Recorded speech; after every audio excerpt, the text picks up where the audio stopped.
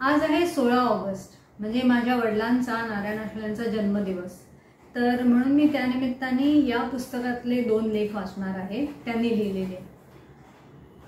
हे ह्याच्यात आधी पण मी वाचलेलं आहे. सुखरूप असे या पुस्तकाचं नाव आहे.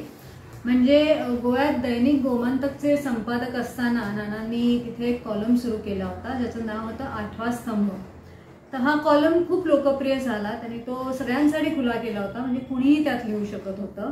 तर माझ्या आईनी आणि नानांनी दोघांनी यात लिहिलेलं आहे त्या कॉलममध्ये. आणि ते जे त्यांचे जे लेख होते त्याचा हा संग्रह आहे सुखरूप. आणि तो कॉलम खूप पॉप्युलर झाला गोव्यामध्ये, खूप लोकप्रिय होता. अनेक लोकांनी त्यात लिहिलं आणि खूप ॲप्रिशिएट केलं. तर ह्यातले जे लेख आहेत त्यांना शीर्षक नाही आहे, तर मी 2 लेख वाचते त्यातले. तर पहिला हा,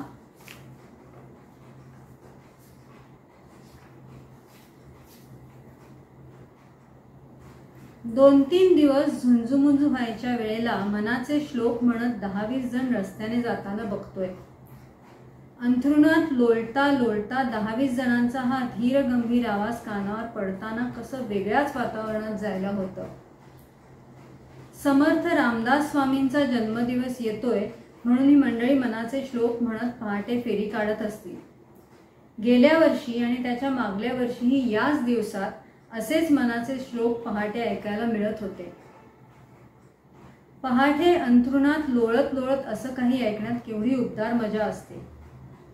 पुण्यात लहानपणी आंब्याच्या दिवसात कोथरूड पौडाहून शेतकरी बायका डोक्यावर आंबे भरलेले हारे घेऊन अगदी भल्या पहाटेच्याही आधी गाणी गात गात मंडईकडे जायच्या. लकडी पुलावरून जाणाऱ्या या बायकांच्या गाण्याचा आवाज पहाटेच्या थंडीत तरंगत तरंगत आसपासच्या घरातून शिरायचा. त्या घरात अंथरुणांवर लोळत पडणाऱ्यांच्याशी गुंजी घालायचा. आमच्या घरात नव्यानंच एक बिऱ्हाड आलं होतं. आमचं घर स्मशानाच्या वाटेवर असल्यानं रोज 2-4 प्रेतयात्रा तरी वाजत गाजत घरावरून जायच्याच. तशा त्या गेल्या नाहीत तरच आम्हाला चुकचुकल्यासारखं व्हायचं. या प्रेतयात्रांना या नव्या भाडेकरूंना धसका होताच. स्मशानात प्रेत जळताना दिसतात का? रात्री तुम्हाला भीती नाही वाटत का? असे प्रश्न जागा घेतानाच त्यांनी केले होते. मध्यरात्र ओसरू लागता लागता आंबेवाल्या बायांचं गाणं या नव्या भाडेकरूंनी ऐकलं आणि स्मशानातली भूतं रात्री गातात नाचतात, आम्ही जागा सोडून जातो असं दुसऱ्या दिवशी सकाळीच ते सांगू लागले. आमच्या आईनं मग त्यांना पुलावर प्रत्यक्ष नेऊन त्या आंबेवाल्या बाया दाखवल्या आणि त्यांचं भय घालवलं. पुण्यात पहाटे दारात येऊन नाचणारा मोरपिसाची टोपी घालणारा वासुदेव मी बघितलाय. चिपळ्या बासरी आणि कमरेला बांधलेल्या घंटांच्या साथीने वासुदेवाचं गाणंही त्याच्यासारखंच नाचायचं. पुण्यातल्या आमच्या घरामागे नदीच्या पल्याड होतं विठ्ठलाचं मंदिर. रात्री उशिरापर्यंत तिथून भजनांचे सूर यायचे आणि पहाट भुपाळ्या काकड आरत्यांनी उगवायची. थंडीच्या दिवसात देवळात चालणारे हे कार्यक्रम अगदी आपल्या पांघरुणात अलगद शिरायचे, पण ते झोप मोडायचे नाहीत. थंडीवर तरंगत येणाऱ्या या गोड तालासुरात पहाटेची झोप अधिकच हवीहवीशी व्हायची. पण पहाटेच्या प्रसन्न वातावरणात अंथरुणात लोळत असं काही ऐकण्याचा जो आनंद आहे, त्यापेक्षा अधिक आनंद असं काही गात गात फिरण्यात आहे. नवरात्रात गणेश खिंडी जवळच्या त्यावेळी शहराबाहेर असलेल्या योगेश्वरीला दौडी निघायच्या. प्रत्येक तालमीची वा गल्लीची वा मंडळाची एक दौड असायची. भल्या पहाटे गाणी गात पळत पळत या दौडी जायच्या. प्रत्येक दौडीत 50 पासून 100-150 पर्यंत तरुण असायचे. काठीला टायर बांधून त्याची जळती मशाल घेऊन एक जण पुढे धावत असायचा, बाकीचे त्याच्या मागे. मनाचे श्लोक म्हणत जाणारेही दोघे दाढीवाले लहानपणी काही काळ बघितले. पुढे मुंबईत गेल्यावर पहाटेपासून फक्त मोटारी आणि कावळ्यांच्या आवाजातच पहाट उगवू लागली. पण बांद्र्यात आल्यावर थंडीच्या दिवसात पहाटे लोकल गाड्यांचा आवाज दुरून यायचा.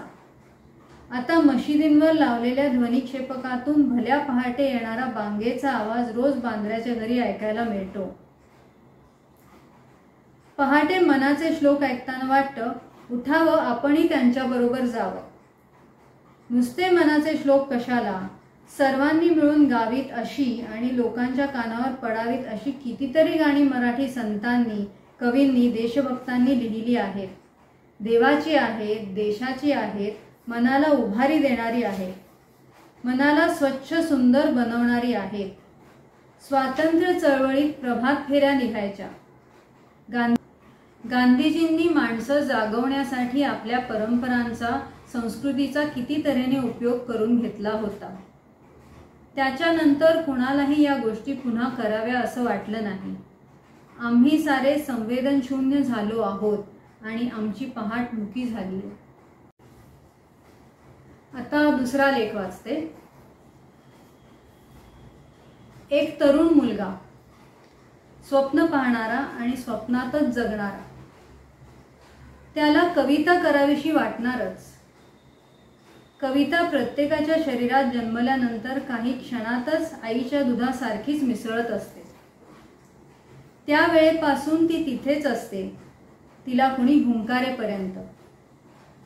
कुणाच्या जीवनात हा हुंकार उमटतच नाही. कुणाच्या अगदी बालवयातच तो उमटतो आणि मग शब्दांच्या लढी नाचवत नाचवत ही कविता बाहेर पडू लागते. कविता लिहिण्यासाठी मन हळवं असावं लागतं असं कुणी म्हणतात, पण हिरवे हिरवे गार गालीचे म्हणणारा बालकवी हातात काटेरी फोक घेऊन आपल्या बायकोला रक्तबंबाळ होईपर्यंत जोडत होता, हे सत्य कळल्यावर हळवेपणाचा आणि गुलगुलीत काव्याचा किती संबंध असतो यावर प्रकाश पडेल. कविता ही अशी अजब गल्ली आहे की जी कुठेही फुलू शकते. पिंपळाची अथवा वड औदुंबराची झाडे जशी कुठेही उगवतात आणि पुन्हा पुन्हा खुडली तरी जबरदस्त इच्छाशक्तीच्या बळावर पुन्हा पुन्हा डवरून फुटतात, तशीच कविता एकदा एखाद्याच्या मनात रुजली की ती त्याला झपाटल्यासारखी अखेरपर्यंत धरूनच ठेवते. असे कवितेने झपाटलेले कितीतरी जण मी बघितले आहेत. इतरांचं कशाला, मी सुद्धा त्या झपाटलेल्यांपैकीच एक आहे. शाळेत असतानाच शब्द जुळवायचं मला साधलं, पण ते छापण्याजोगे शब्द नव्हते. अंधार पडला की मैदानाच्या एका टोकाला 10-20 जणांचा कोंडाळा बसावं आणि मग कुठल्या तरी चालू चालीवर काहीतरी, अचकट विचकटच म्हणायला हवं तसं, काहीतरी म्हणत राहावं हा आमचा उद्योग. काहीही न ठरवता अशी कितीतरी गाणी या बैठकीत जन्मली.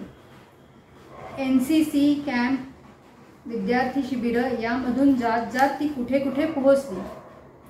आमचा एक मित्र पुढे नेव्हीत गेला आणि तिथून त्यानं मला पत्रानं कळवलं, नाऱ्या, अरे तुझं ते गाणे इथे बोटीवर मला ऐकायला मिळालं.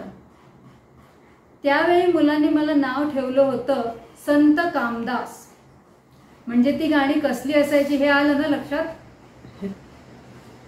पण शब्दांचा असा खेळ जमला तरी खरी कविता जमली असं त्यावेळीही कधी वाटलं नाही. पण खरी कविता ही अनेकदा आली. हो, पहाटे अर्धी जाग अर्धी झोप असताना ओवी जशी कानात शिरावी तशी कविता तनामनातून बाहेर ओसंडताना मी अनुभवली आहे.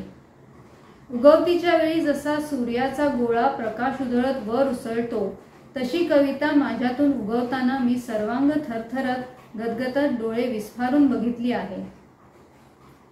हे कवितेचं येणं ज्याला त्याच्या नशिबानं गवसलं त्याचं जीवन धन्य झालं असंच मला वाटतं. जन्माबरोबरच आईच्या दुधासारखी शरीरात शिरणारी कविता बाहेर कशी काढायची, या प्रश्नाचं उत्तर सांगण्याची ताकद माझ्यात नाही. पण मन शब्दांची खेळू लागलं, शब्द शब्द झालं आणि त्या शब्दांची काळजातली धगधग मिळूजुळू लागली की आपोआप शरीरातल्या कवितेला कोंब फुटत असावे तसं वाटतं. म्हणूनच कुणी कवितांची वही घेऊन आलं की त्या वहीत मला अक्षर दिसत नाही, मला दिसतं एक उभू बघणारं कवितेचं झाड. असं झाड खुडू नये, चुरडू नये, त्याला हळूवार जपावं असं शिकवणारा आपल्या शरीरा एवढंच मोठं मन असलेला एक माणूसही या झाडाबरोबरच आठवतो. लहानपणी ऐकलेल्या गोष्टीतला आपला बगीचा मुलांसाठी खुला करणारा प्रेमळ राक्षस या माणसाच्या रूपानं मी बघितलाय. त्यानं कितीतरी लहान साहित्यिकांना जपलं, जोपासलं, फुलवलं आणि मोठं केलं. माझ्या डोक्यावरून या माणसाचा मायेचा हात फिरलाय. 2 चांगले शब्द, पाठीवर पडणारी एखादी आश्वासक थाप यांचं मोल काय असतं हे मी अनुभवलं आहे. स्वप्न पाहणाऱ्या, स्वप्नातच जगणाऱ्या तरुण मुलांना त्यांचे ते स्वप्न उद्ध्वस्त न करता हळुवारपणे सत्यापर्यंत घेऊन जाणारे आचार्य अत्र्यांसारखे सहृदय समर्थ साहित्यिक जेव्हा आपल्यात असतात तेव्हा फुले वेचिता बहरू कळीयासी आला असं साहित्याच्या बागेचं वर्णन करावं लागतं. एक तरुण मुलगा, स्वप्न पाहणारा, स्वप्नातच जगणारा, एक वही छातीशी धरून आला. म्हणाला, सर मी कविता लिहितो. आणि अंगावर सरसर काटा आला. एक कविताचं झाड मला खुणावत होतं आणि त्या आडून तो प्रेमळ राक्षसी मला खुणावत होता.